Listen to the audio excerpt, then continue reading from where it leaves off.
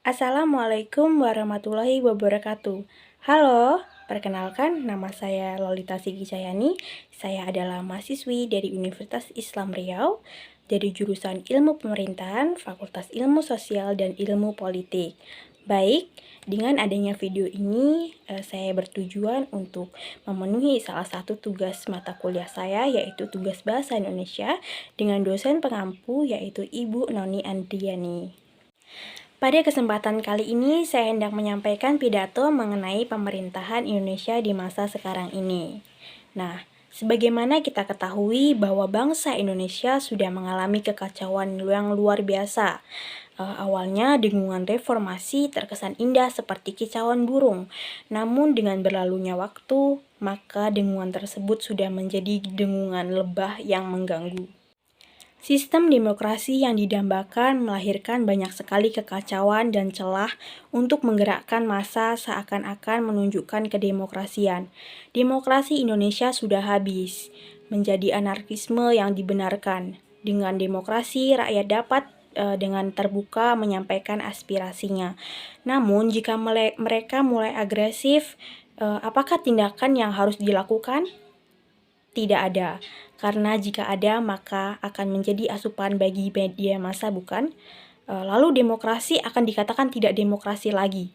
Memang media massa berperan penting dalam hal ini, namun terkadang banyak sekali pihak yang tebang pilih dan memenangkan satu sisi dibandingkan dengan membuka kebenarannya.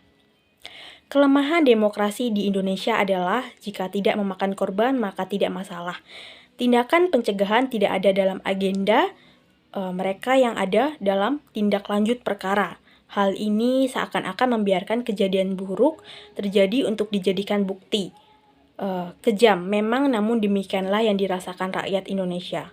Demokrasi yang diajarkan di Indonesia seakan-akan jika berhasil menggerakkan massa, maka apa yang ada dikatakan benar bisa menjadi salah. Dalam hal ini, acuan demokrasi adalah people power dalam bentuk seberapa hebat mereka dapat menciptakan kekacauan. Akibatnya, sering sekali kita mendengar kata provokator, jika gerak demokrasi bergantung kepada provokator, maka sebenarnya para demonstran tidak mengerti apa yang mereka teriakan, melainkan mereka hanya mengekor saja. Tindakan mengekor ini yang biasanya ada urusannya dengan KKN. Pernahkah terlintas di kalangan rakyat Indonesia yang pada umumnya berada di bayang-bayang kemiskinan mengerti akan demokrasi atau tidak? Menurut pendapat saya, bagi mereka yang terpenting adalah terpenuhinya kebutuhan sehari-hari mereka. Tindakan agresif yang mereka lakukan hanyalah untuk mengisi perut semata.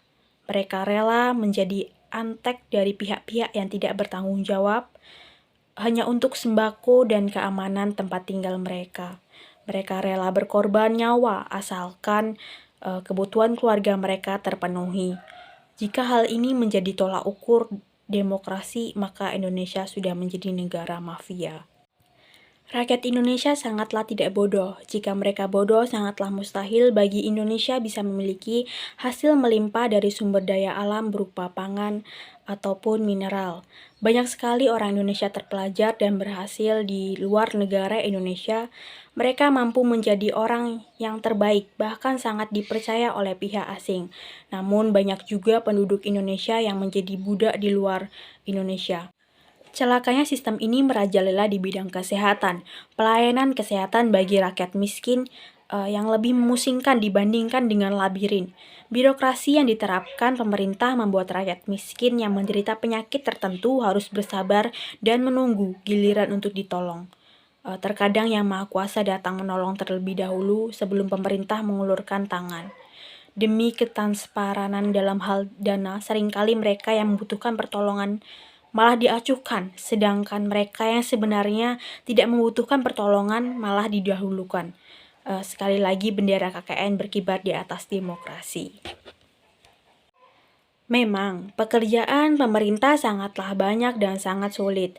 Hal ini dikarenakan oleh borok dan jaringan kanker yang sudah menggerogoti sistem dan juga pejabat pemerintah Indonesia.